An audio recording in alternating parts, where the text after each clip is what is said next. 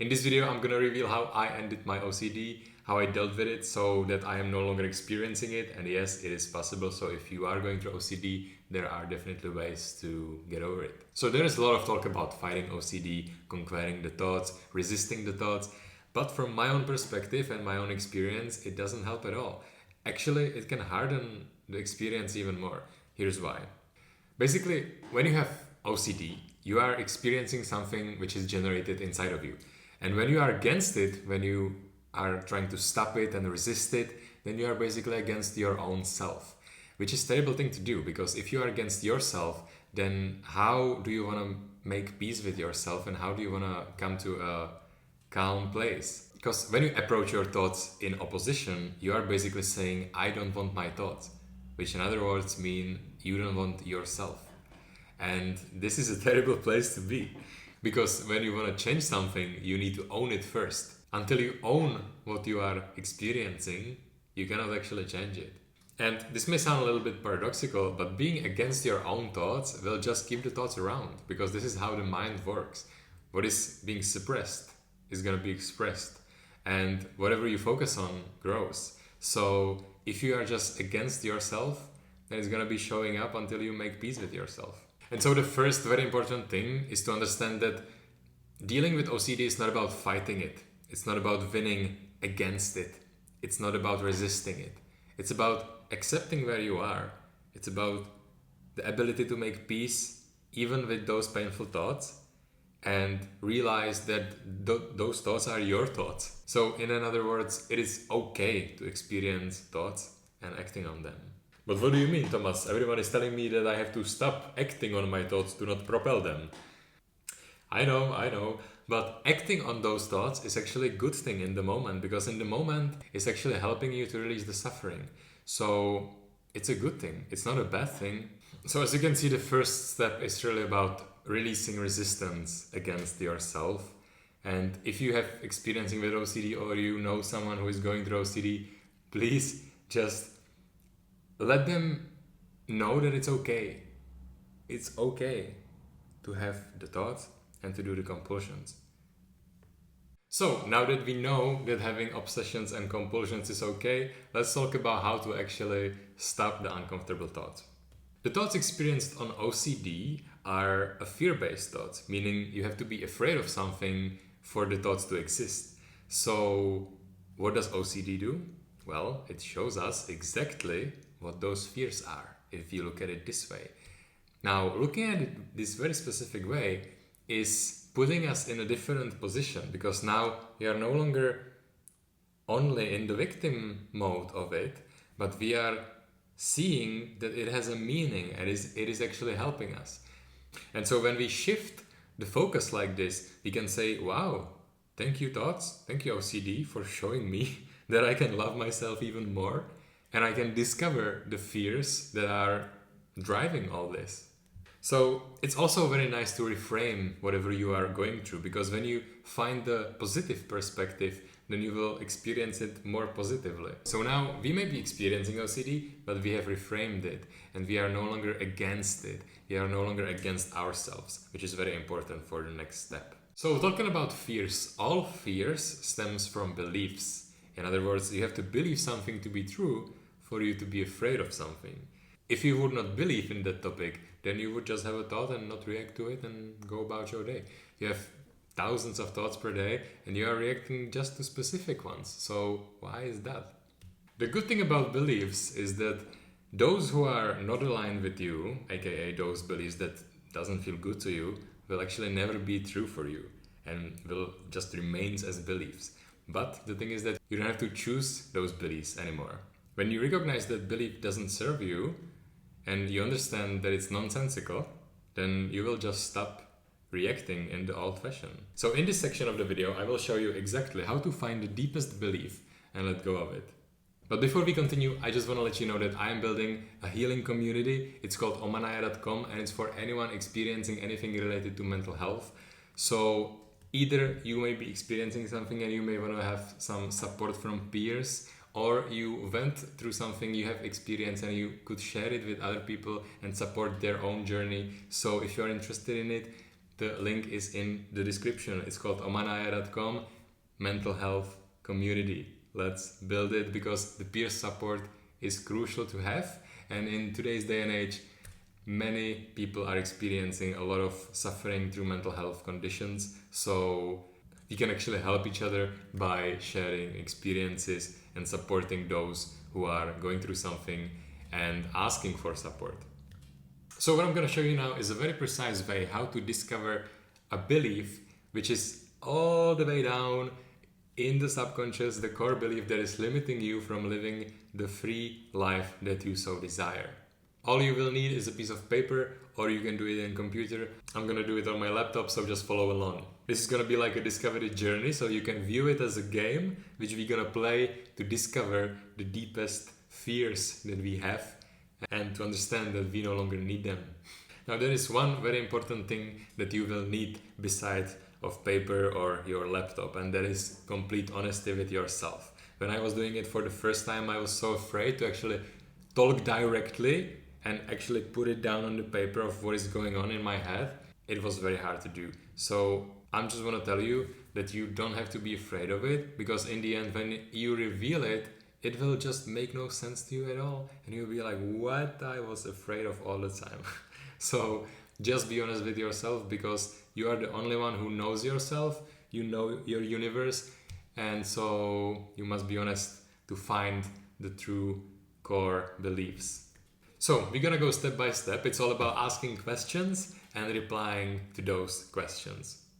This is how simple it is. So first, let's ask yourself, what am I afraid of? Now, if you don't know what are you afraid of, you can check the moment when you are experiencing the obsessions and compulsions and just write down the very thoughts that were happening in the moment when it was triggered. And this will reveal you what it is about. It will show you the topic. So it's good enough to have the topic. So I'm going to do a fake scenario here just to show you how it all works. Let's say in this scenario that whenever I'm about to touch something, I'm afraid that my hand will be contaminated, and I have thoughts like, what if the germs are now all over my hand? And my compulsion is that I'm washing my hands, but whenever I finish washing my hands, I get the thought that it's not enough, and so I'm repeating washing my hands and looping in it. So this is the scenario, and the answer to the question would be, I'm afraid that whenever I touch an object, I'm getting contaminated. That's the answer. So write down your answer. And congratulations, you have your first fear noticed. Now we are gonna be diving much more deeper, but it's very important to recognize even the small steps that you make towards whatever healing journey you are going through, because it's very important to know that you are progressing, you are working on yourself, you are doing great job with yourself. So good job about writing the first topic or fear. Now we are going to dig deeper into what is actually happening. So if I'm afraid of touching things, is it touching all things or just some sort of things? Now this question may or may not apply to you, because your fear may be completely different. But what you're going to do here is to examine if there is any possibility to uncover more about the fear. You can also, for this, use ChatGPT. ChatGPT is something that helped me a lot because it can analyze things very well. So you can just put it there and it will show you exactly the answer. So my reply to this will be that I notice that it only happens when I'm touching things that I think that other people could have touched before. So now I know even more about my fear and I'm getting more specific. Also, I'll ask myself, okay, what I believe is happening when someone else is touching an object? And the answer would be, I think that when people touch something, they are placing germs on it. So I'm going to write it down. Okay, and what else can I notice about the fear? I also think that when I touch something other people have touched, the germs are now on my hand. Okay, and what else can I see? I also think that washing my hand may not be enough to remove the germs. So wonderful. You see how we are going deeper and deeper? I'm asking the questions to the answers that I'm providing to just uncover and reveal more about the topic. So now we have a pretty big understanding of what is happening, which is awesome because now I know exactly what I'm dealing with. So first, I know that I'm afraid of things other people have touched. I know that I'm afraid that when I'm touching it, I may get germs from it on my hand. And I know that I'm afraid that washing my hands will not be enough to clean the hand. So I get 3 things already. So in detail, this is about being afraid of germs. I'm afraid that they may be on things. I am also afraid that they may stick to my hand when I touch those things. And I'm also afraid that it may be hard to get rid of them. So now I identified 4 fears. So let's dive even deeper with simple questions. And the question would be, why am I afraid of germs? Or another question could be, what do I think will happen if I get in contact with germs? And my answer to it is that I think that when I get in contact with germs, it may contaminate me. Now, what is coming to my mind right now is that I am doing it fast because I have it written down, but take your time. If you are writing this down, just take your time for the answer to come, and you can stop the video if you are doing it with me, or you can just do it after when you have some time. Okay, so what do I think will happen when I get contaminated with some germs? And the answer is that I think I may get ill from it, and I also think that I may transition those germs to other people. So amazing, we identified another layer of fears, and so we are gonna continue asking. And I'm gonna ask about the fears that I just discovered. So the question is, what am I afraid will happen if I get ill? And the answer is, I think it's gonna be painful, and ultimately, I may die. So this shows us beautifully the fear of death, which is common fear, and it's a great discovery. And why do I think I would transfer those germs to others? And the answer is because I heard it in the TV that the germs are being transferred on touch. Remember, I'm being honest with myself and I'm finding the answers that are really coming up for me. So whatever answer is coming up for you, just write it down. And so I would ask another question, and that is, what would I think would happen if those germs got to another person? And my answer to it is that I think it would hurt them, which in other words means that I think I would hurt them. So what do I believe would happen if they got ill? And the answer is that I believe I would be responsible for it, and I would blame myself for it as well. So by now, we have uncovered 2 core fears here, the fear of death and the fear of responsibility for other people.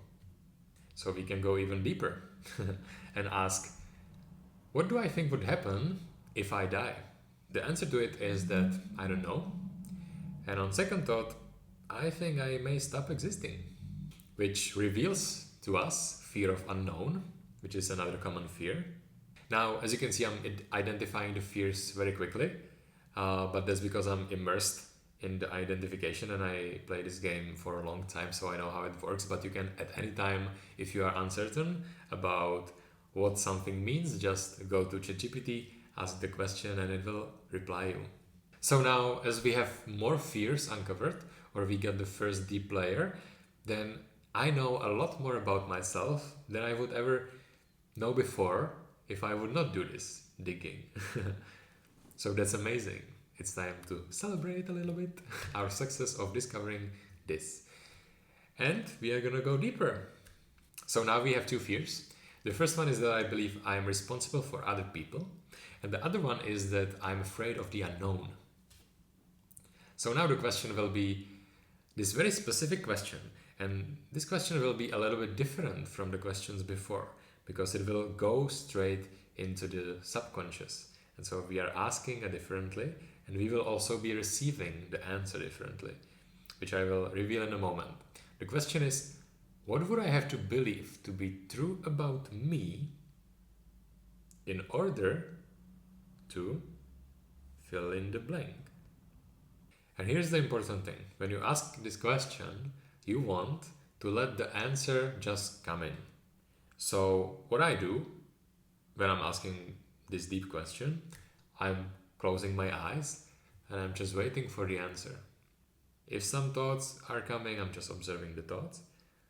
But I know that the answer that is gonna come from a deeper layer of me, And when the answer comes, it's like, wow, okay, this is it. And you will recognize it.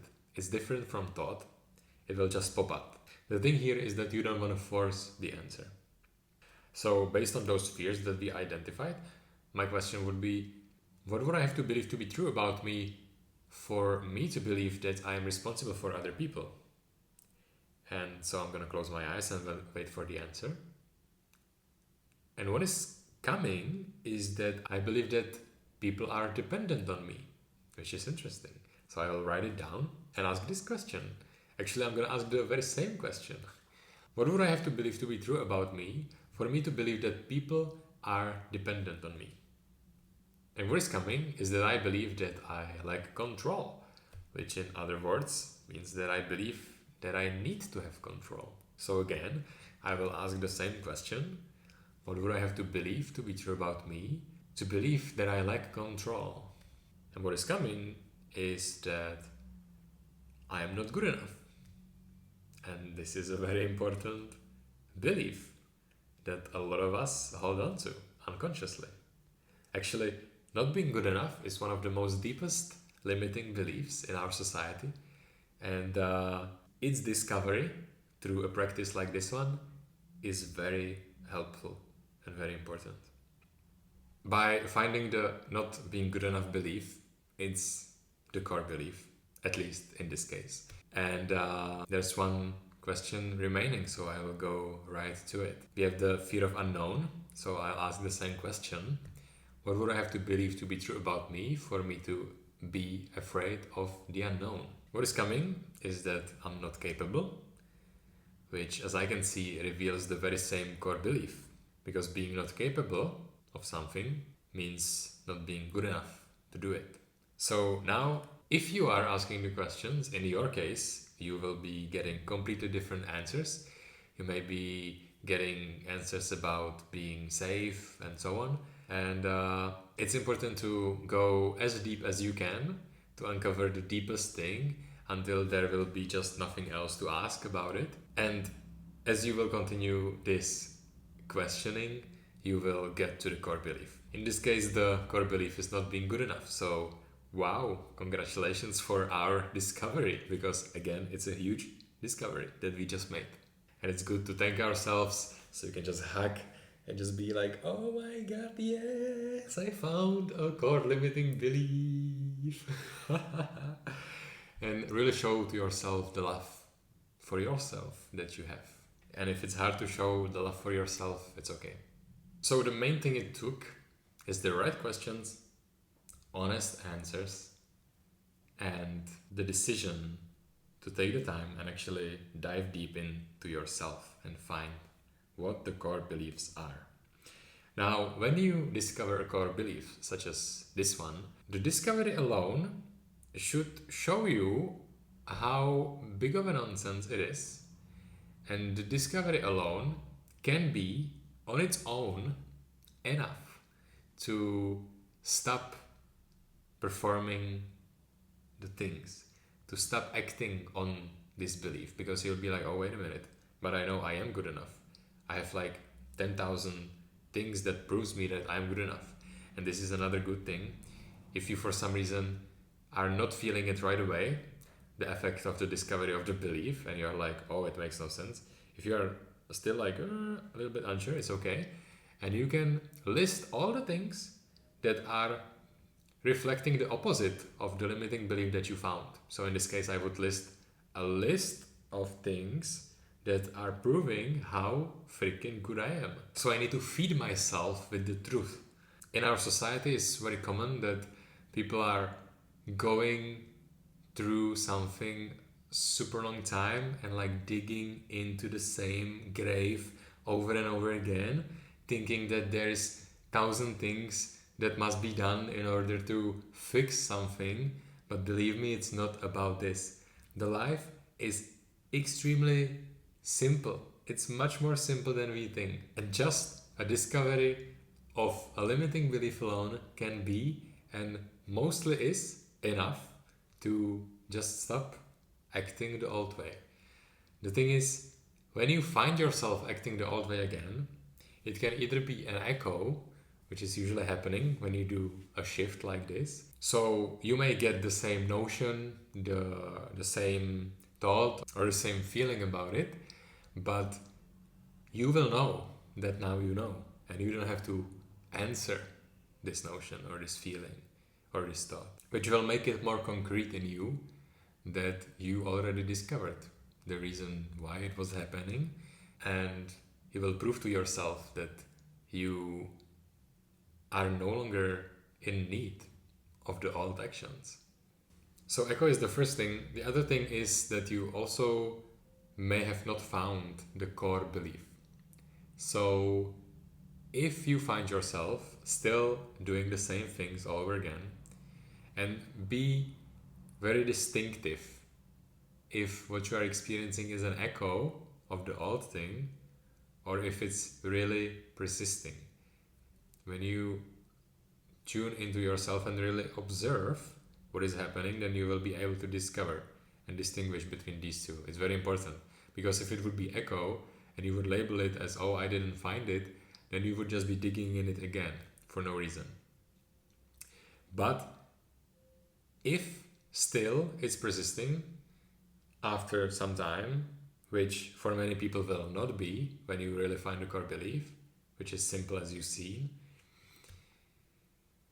then you could go and do this again and dig even deeper to find the core belief, just to ask a few more questions and discover what's even under the last one that you found.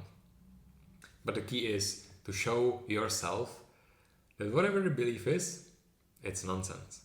And once you understand it's nonsense, in that very moment, you are automatically letting it go, because there is no other reason for it to stay around.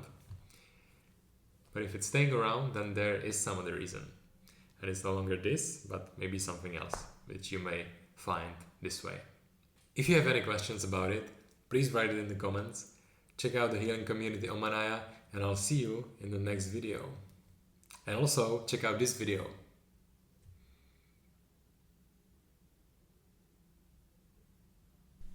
What's up?